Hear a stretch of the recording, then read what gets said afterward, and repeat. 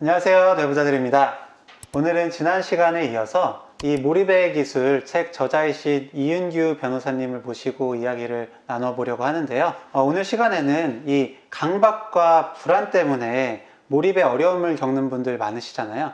이분들에 대한 좀 해법을 드려보려고 합니다. 변호사님, 그렇게 상담을 저도 하다 보면 이거를 해야지만 나는 공부를 할 수 있어, 집중을 할 수 있어, 혹은 이게 있으니까 내가 제대로 할 수 없는 거야, 이런 얘기들 참 많이 하시거든요. 이 공부나 이제 업무의 단계별로 이런 강박이나 불안 때문에 이 몰입이 어려우신 분들, 그런 분들에 대한 좀 이야기를 해보고 싶어요. 그래서 첫 번째로 나한테 맞는 목표를 세워야지만 나는 뭔가를 할 수 있다, 이런 분들 계시잖아요. 어떤 말씀 드리시나요? 근데 우리 심리학에 어떤 연구가 있냐면요, 24가지의 잼을 파는 데가 있었고, 그 다음에 딱 3종류 잼을 파는 가게가 있었어요. 어디가 인기가 더 많았을까요? 24가지 잼을 파는 데가 당연히 인기가 많았습니다. 신기한 게 너무너무 많잖아요. 흑미잼도 있고 뭐 바나나 잼도 있고. 근데 실제 장사는 어디가 더 잘 되는 줄 아세요? 그 3종류의 잼을 파는 데가 더 장사가 잘 됩니다. 우리 사람은 선택지 과잉이라는 어떤 바이어스를 가지고 있어요. 사람이 너무나 많은 선택지가 주어졌을 때는 막상 끌리긴 하지만 그 중에 뭘 선택해야 될지 모른다는 거죠. 우리가 계획을 완벽하게 세운다는 건 사실 이런 의미입니다. 완벽하다는 건요, 진짜 우선순위가 딱딱딱 떨어져야 돼요. 이 시간은 이걸 하고 이 시간 이걸 해서 정말 만족스럽게. 그래서 기왕 완벽주의 하실 거면 정말 완벽하게 한번 해보세요. 그거 극한까지 가시면요, 가시면서 프로세스를 한번 다듬어 보세요. 그러면 다음부터는 그 완벽까지 가는 시간이 좀 더 줄어드네요. 저는 이제 그런 식의 어떤 해법을 가지고 있는데, 다른 방식도 좀 소개를 드릴게요. 내가 이거를 실행하고 아웃풋하고 뭔가 결과를 만드는 게 두려운 분들도 되게 많아요. 그래서 자꾸 내가 그 전 단계에 머무르는 거죠. 계획을 완벽하게 세우면 내가 이거를 세운 것만으로 난 잘 될 거야, 이거는 충분히 잘할 수 있어 라는 데서 만족감을 그냥 느끼고 끝내는 거죠. 왜? 미래에 대한 두려움 때문에. 근데 내가 내 인생을 바꾸는 건요, 지금까지 내가 살아온 그리고 남과의 격차라는 거를 받아들이는 감정이 좀 필요하다고 생각을 하거든요. 우리가 뜨거운 걸 만지면은 누구나 뜨겁다고 느낍니다. 다만 이후의 행동들을 내가 선택할 수 있을 뿐이에요. 내가 뭔가 과거로부터 또는 남으로부터 자격지심, 열등감 이런 느낌을 갖는다고 치면은 이거 느끼는 자체는 되게 자연스럽다는 거예요. 그렇지만 그걸 받아들이고 여기서 어떤 선택을 할지가 내 인생을 결정을 많이 해주거든요. 근데 여러분들이 불완전한 계획을 세우셔도 문제 없습니다. 그것들이 결과로 나오지 않아도 괜찮고, 내가 내 인생을 끝까지 안고 살아남아야 되잖아요. 그런 용기를 가지고 내 인생을 다시 한번 직시할 수 있고 안을 수 있는 마음을 좀 가져주셨으면 좋겠고요. 세 번째로 또 좀 말씀을 드리고 싶은 건, 아까 말씀드린 선택지 과잉에 대해서 제가 조금 더 보충해서 설명을 드리면요, 너무나 많은 선택지가 주어져 있을 때 선택을 못하는 사람, 그래서 쳐내야 되는 때는 우선순위를 한번 꼭 정해보시면 좋겠습니다. 가장 중요하고 현재 처리해야 되는 일을 무조건 1순위로 놔주세요. 뭔가 일을 모으고 다 하겠다, 이런 수단들을 모으겠다는 느낌이 아니라 중요하지 않은 것들을 좀 미루시는데, 버려야 되는 건요, 중요하지도 않고 시급하지도 않은 걸 먼저 버리셔야겠죠. 두 번째로 버릴 때, 이때 사람들이 실수를 많이 하는데요, 사람들은 뭔가 급박한 일을 남겨놓고요, 별로 인생에 중요하지 않은데 카톡 답장하기라든지 아니면 뭐 신문 기사 보기라든지 인터넷 뉴스 보기라든지, 근데 이런 데서 벗어나셔서 별로 중요하지는 않지만은 이런 급한 일들을 먼저 버리셔야 돼요. 그리고 급하지는 않은데 중요한 일들을 우선순위 두 번째로 놔야 돼요. 급하고 이제 중요한 일은 당연히 1순위겠죠.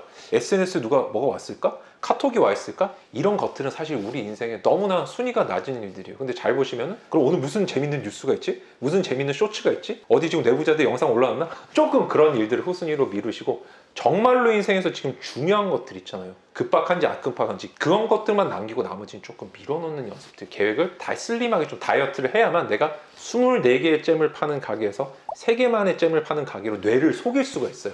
그 다음에 한 가지 말씀을 더 드려도 된다면, 강박을 가지시는 분들 중에, 변호사님 저는 슈퍼 J여서요, 계획을 안 세우면 안 됩니다.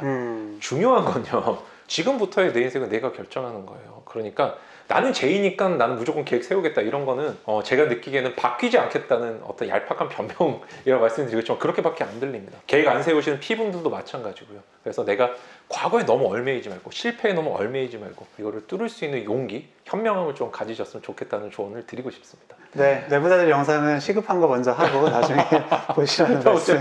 그래서 어쨌든 이제 뭐 목표를 어떻게 세우든 공부를 시작을 했어요. 공부를 하다 보면 이제 책을 읽잖아요.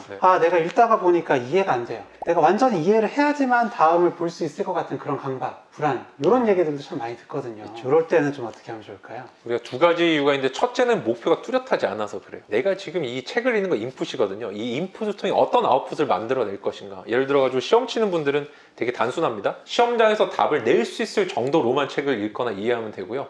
만약에 오늘 독서 클럽을 주말에 나간다 그러면 독서 클럽에서 한마디 할 수 있을 정도, 저처럼 인터뷰나 강연하는 사람이면은 인터뷰나 강연에서 말할 수 있을 정도, 이게 서로 다 달라요. 예를 들어 문제 푸는 사람은요, 역사 시험을 친다고 한다든지 수학 시험 친다든지 그러면 전체적인 지식을 통째로 다 알아야 됩니다. 풀이법이라든지 관련된 역사 지식을 알아야 되지만, 내가 오늘 뭐 북클럽에 가서 얘기를 한다 그러면요, 뭔가 사람들에게 임팩트를 줄 수 있는 한 문장만 사실 머릿속에 집어넣으면 되거든요. 강연이라든지 아니면 이런 인터뷰는 또 다릅니다. 여기선 통계라든지 고유 명사를 틀리면 또 큰일 나요. 이런 어떤 구체적인 포인트들이 다름에도 불구하고 그냥 열심히 하겠다 이런 거는 목표가 뚜렷하지 않아서 생기는 게 하나 있고요. 두 번째는 뭐냐면, 이해가 됐다는 기준이 혹시 뭔지 알고 계신 분 계시나요? 뭔가가 이해됐다는 건요, 내가 기존에 가지고 있던 나의 언어로 이거 설명할 수 있다는 말입니다. DNA 같은 경우는 이렇게 말하지 않나요? 뭐 세포 내에 포함되어 있는 유전 물질로서 뭐 이렇게 블라블라 나오는데, 그게 아니라 그냥 뭐 생체 지도다 이렇게 해도 틀린 말이 아니잖아요. 그죠?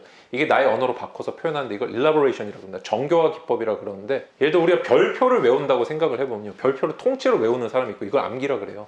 반면에 삼각형 5개랑 오각형 하나네? 여기 쪼개서 보는 사람이 있습니다. 이런 사람은 외우질 않아요. 그래서 이걸 쉽게 하는 방법은, 우리 아인슈타인 형님의 말씀을 좀 빌리면, 우리 할머니에게 내가 아는 걸 설명할 수 없으면 모르는 거다라고. 그래서 저는 할머니 공부법이라고 이해의 기준을 설명을 많이 드리는데, 오늘 뭔가 내가 알았고 페이지를 넘기다 잘 안 넘어가면요, 우리 할머니에게 이걸 내가 설명할 수 있을 정도 쉽게 말할 수 있는가? 내가 기존에 알고 있던 가장 쉬운 단어로 바꿔 설명할 수 있는 테스트를 해보시고, 만약에 그게 됐다면 넘어가세요.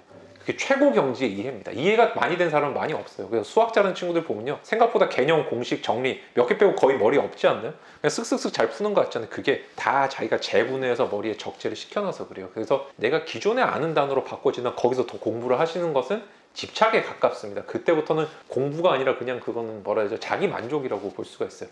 반면에 만약 그 수준이 안 된다 그런 분들은 눈알로 공부를 하셨을 가능성이 높습니다. 그때는 설명이 될 때까지 공부를 자꾸 해 주셔야 됩니다. 그래서 이제 시작됐고 이제 중간중간 이제 넘어가서 공부를 어쨌든 한번 딱 마무리를 했어요. 근데 이제 딱 보고 생각을 했더니 계속 다 까먹은 것 같은 거죠. 아, 네. 네. 그래서 다 잊어버린 것 같고, 내가 이것 때문에 시험 안 칠 것 같다, 뭐 업무 못 할 것 같다, 이런 강박이나 불안에 시달리시는 분들, 이분들께는 좀 어떻게 말씀드리면 좋을까요? 그거 너무나 자연스러운 게, 우리가 머리가 이렇게 돼 있어요. 이게 단기 기억, 장기 기억 있거든요. 제가 테스트를 한번 해볼게요.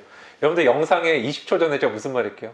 기억 못 하시죠? 이게 단기 기억이에요. 정확히는 단기 기억은 이제 시각 기억이 있고요. 그 다음에 여기 워킹 메모리라는 게 있는 게, 우리가 컴퓨터를 켜보면은 예를 들어서 게임이 잘 안 돌아간다든지 컴퓨터가 느리면 뭘 바꾸죠? CPU를 바꾸나요? 그게 아니라 램을 더 꼽잖아요. 그죠? 이 램 역할을 해주는 게 바로 이 워킹 메모리입니다. 이 용량이 커야만 많은 일들을 할 수 있는데, 중요한 거는 얘가 컴퓨터 전원 뽑은 램이 다 날아가거든요. 똑같습니다. 사람도. 컴퓨터가 사람을 본따서 만든 거거든요. 근데 우리 기억이라는 건 16초마다 컴퓨터가 재부팅 된다고 생각을 해주시면 돼요. 그런데 시험을 칠 때 16초 뒤에 재부팅 되는 기억으로 시험을 못 치겠죠. 그래서 장기 기억이라는 걸로 시험을 치는데, 이 장기 기억은 사람이 아무렇게나 할 수 있는 게 아니에요. 내가 외우고 싶다고 외우는 게 아니라 해마라는 애가 중간에 딱 지키고 서 있어요. 그래가지고 단기 기억에서 딱 내가 보고, 해마가 야 이거 생존에 중요한 거니? 이렇게 스스로 물어보는 게 무의식이. 그래가지고 생존에 중요해, 이거 못하면 죽어라는 느낌을 줘야만 해마가 그래 장기 기억으로 들어와 이렇게 시켜줍니다. 그래서 두 가지 요소가 있는데, 뭔가를 까먹어서 불안한 경우에는 첫째는 원래 까먹는 게 정상이다. 단기 기억은 다 날아가게 됐고 장기 기억화되지 않은 건 날아가게 됐고요. 두 번째는 기존의 어떤 심리학적인 요소들이랑 뇌과학의 요소는 좀 다른데요. 뇌과학에서 어떤 얘기를 하고 있냐면 레민슨스 효과라고 해서 과해상 효과라고 그러는데, 실험을 한번 해봤어요. 맨날 공부 끝나자마자 복습하는 학생들이랑 한참 시간 지나가지고 다시 한번 복습하는 학생 공부 성취도를 비교했더니, 시간 지나서 복습하는 학생이 더 잘하더라. 이것은 해마의 역할 때문에 그렇습니다. 해마는 왜 그러냐면요, 시간이 지난 동안 기억을 날려줘요. 정리를 해줍니다. 그래서 내가 뭔가 이렇게 야 이거 생존을 위한 거야, 이거 못하면 난 집에서 쫓겨나, 이번에 이직을 해야 돼, 뭐 자격증 따야 돼, 시험 쳐야 돼, 이렇게 해도 중요한 건 이 해마는요, 내가 자고 있을 때 작동을 해요. 쉬고 있을 때 작동해요. 그러니까 당연히 시간을 많이 줘야 됩니다. 그리고 불필요한 기억을 점차 날리면서 기억이 기존의 지식과 결합되기 시작하면 내가 알고 있는 게 점차 없어져요. 우리가 부모님 성함을 기억하기 위해서, 내 전화번호를 기억하기 위해서 애를 많이 쓰나요? 이것과 비슷한 상황이라 생각해 주시면 됩니다. 시간이 지나면서 날아가는 건 불필요한 기억이라는 생각을 좀 해주시면 좋겠고, 시간이 지나면서 까먹는 건 너무나 자연스럽고 오히려 기억이 강화되는 작용이다라고 거꾸로 좀 생각을 해주시면 좋겠습니다. 네. 너무 좋은 말씀 다시 한번 감사드립니다. 이렇게 좀 마무리하려고 하는데요. 혹시 강박이나 불안 때문에 힘들어하시는 분들에게 좀 해주실 수 있는 말씀이 있으실까요?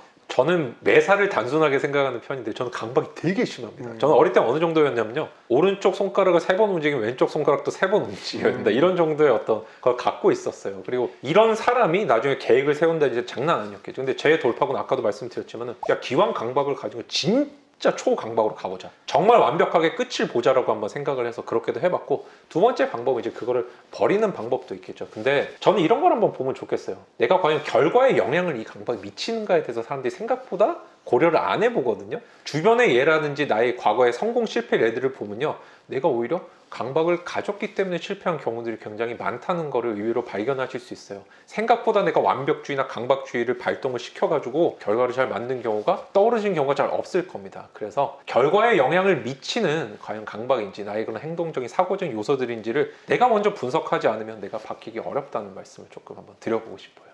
오늘 함께 해주셔서 너무 감사하고요. 혹시 다음에 기회가 되면 또 한번 모셔보도록 네, 하겠습니다. 언제 또 불러주십시오. 네, 오늘 영상 여기까지고 다음 시간에 더 유익하고 흥미로운 컨텐츠 들고 찾아뵙도록 하겠습니다. 감사합니다. 감사합니다. 오늘 영상도 유익하셨다면 구독, 좋아요, 알림 설정과 댓글 쓰기까지 부탁드립니다. 감사합니다. 계속 보세요.